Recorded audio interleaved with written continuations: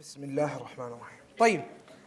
إن الله يحب التوابين ويحب المتطهرين. Allah subhanahu wa ta'ala loves those people who are purified, or those people who seek repentance of Allah subhanahu wa ta'ala, who are constantly repenting, and He also loves those people who end up doing tatahhur, who end up, seeking to be purified.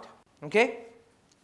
So remember we said that your wudu, you beginning your salah, is in fact your opportunity to do three things. It is you spiritually purifying yourself, it is you ritually purifying yourself, and it is you physically purifying yourself. First and foremost, as you use the water, as the water drips over your arm and other parts of your body, all of the areas where the water is touching, you are actually going through a process of physical purification. Right?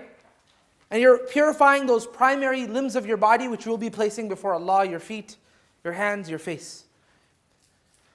And in the process of purifying, you also go through another type of purity, and that is the first part of this ayah, where Allah subhanahu wa ta'ala says, Allah loves those who constantly repent to Allah subhanahu wa ta'ala. Inna Allah yuhibbu At-Tawabin. Allah subhanahu wa ta'ala loves those who constantly repent to Allah subhanahu wa ta'ala.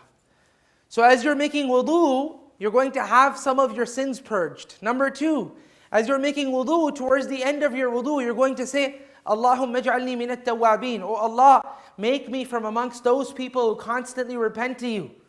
So you're going through a spiritual process of purification as well.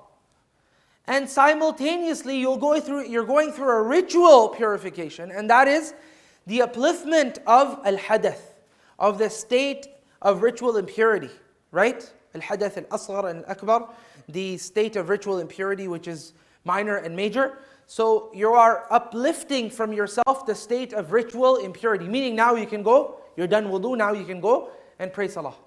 So ritual impurity is that state that you go into when you break your wudu. That's what that means. طيب. So you end up uplifting from yourself ritual impurity, physical impurity, and also spiritual impurity. Why? Because Allah subhanahu wa ta'ala is tayyib. Inna Allah tayyibun. Allah is ever pure, and Allah doesn't accept that which is pure. So He wishes for you to go into the state of purity, which is not one type of purity, rather all aspects of your existence, the physical, the ritual, and also the spiritual, all of that is being uplifted from you. And to this effect, we have the hadith of the Prophet ﷺ, in which he said, إِذَا تَوَضَّأَ الْعَبْدُ الْمُسْلِمِ فَغَسَلَ وَجْهَهُ خَرَجَ مِنْ وَجْهِهِ كُلُّ خَطِيئَةٍ نَظَرَ إِلَيْهَا بِعَيْنِهِ مَعَ الْمَاءِ أَوْ مَعَ آخِرِ قَطْرِ الْمَاءِ. That when a slave of Allah subhanahu wa ta'ala purifies himself, makes wudu that is, and he washes the face of his, all of the sins will start to come out of the face as the water drips away from the face, or as the last drop of water drips away from the face. فَإِذَا غَسَلَ يَدَيْهِ خَرَجَ مِنْ يَدَيْهِ كُلُّ خَطِيئَةٍ كَانَتْ بَطِشَتْهَا يَدَهُ.